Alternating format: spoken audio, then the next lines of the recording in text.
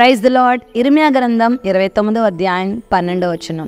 మీరు నాకు మొర్రపెట్టుదురేని, మీరు నాకు ప్రార్థన చేయుచు వత్తురేని, నేను మీ మనవి ఆలకింతును. సైన్యములకు అధిపతి అయిన యెహోవా వాక్కుగా ఇది మనకు అందించబడుతుంది. ప్రభువే సాక్షాత్తు పలుకుతున్న మాట ఇది.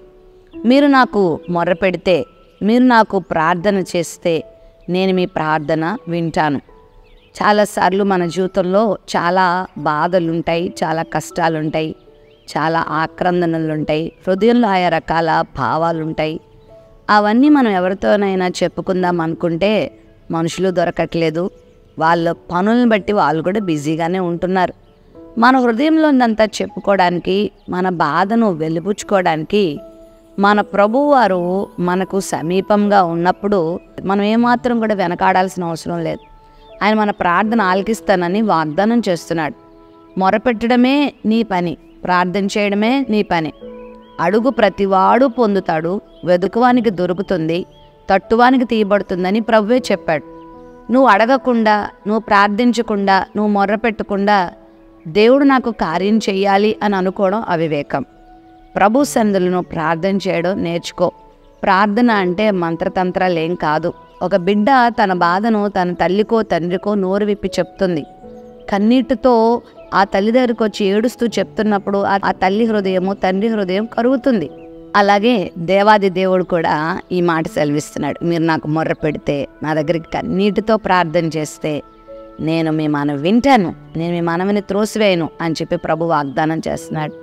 ఈ బైబిల్ గ్రంథంలోనే కాకుండా నేటి వరకు కూడా అనేక కోట్ల మంది భక్తులు చేస్తున్న ప్రార్థనలు, మొర్రలు ఆయన వింటూ వారి జీవితంలో ఎన్నో కార్యాలు చేస్తున్నాడు. నీ జీవితంలో కూడా కార్యాలు చేస్తాడు.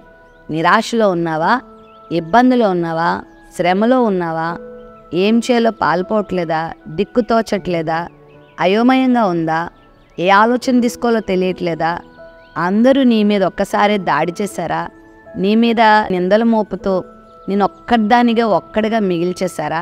ఏం భయపడకు. ప్రభు దగ్గరకు వచ్చి ప్రార్థన చేసుకో. దేవుడు నీకు దారి చూపిస్తాడు. దేవుడు నీకు ఒక మంచి ఆలోచన ఇస్తాడు. దేవుడు నీకు ధైర్యం ఇస్తాడు.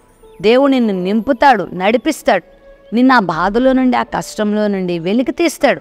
దేవుడు నీ జీవితంలో మహోపకారం చేయటానికి ఎప్పుడూ సిద్ధంగానే ఉంటాడు. నీ ప్రార్థనకు ఆయన జవాబిస్తాడు.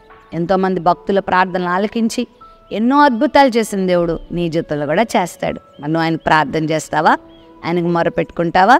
ఈ పాపములన్నీ వదిలిపెట్టి నీ దోషం ప్రభు దగ్గర ఒప్పుకొని సరిచేసుకొని నువ్వు దేవునికి మొరపెట్టుకుంటే అది చిన్న సమస్య అయినా పెద్ద సమస్య అయినా, చిన్న అవసరతైనా పెద్దదైనా తీరుస్తాడు.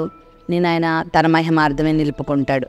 ప్రేమ నమ్మకం కలిగిన మా తండ్రి, నీకు ప్రార్థన చేస్తే వింటానని చెప్పావు గనక నీకు మొరపెట్టడం మాకు నేర్పించండి, నీకు ప్రార్థన చేయడం మాకు నేర్పించండి. మా మనవిని ఆలకించి మా జీవితంలో మేలు చేయమని యేసు నామములో ప్రార్థిస్తున్నాం తండ్రి. ఆమెన్.